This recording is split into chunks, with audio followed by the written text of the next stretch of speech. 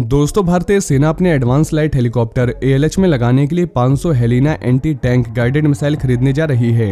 इस मिसाइल के सेना में शामिल होने से दुश्मन पर ज्यादा घातक हमला हो सकेगा। ये दुश्मन के बंकरों, टैंकों और आर्मर्ड डिपोट या व्हीकल्स का यमराज है। साथ ही इन्हें रुद्र अटैक हेलीकॉप्टर पर भी तैनात किया जाएगा। इस मिसाइल के सभी जरूरी टेस्ट पूरे हो चुके हैं। अब इसे चीन और पाकिस्तान की सीमा पर किसी भी समय तैनात किया जा सकता है। इससे दुश्मन के तोप, आर्मर्ड व्हीकल्स या कैंप को आसानी से उड़ाया जा सकता है।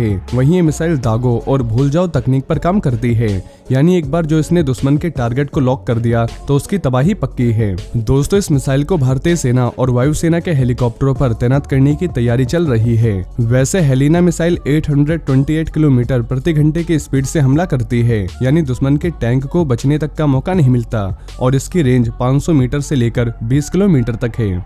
वहीं इस मिसाइल के गिरते ही दुश्मन का टैंक कंकाल में बदल जाता है।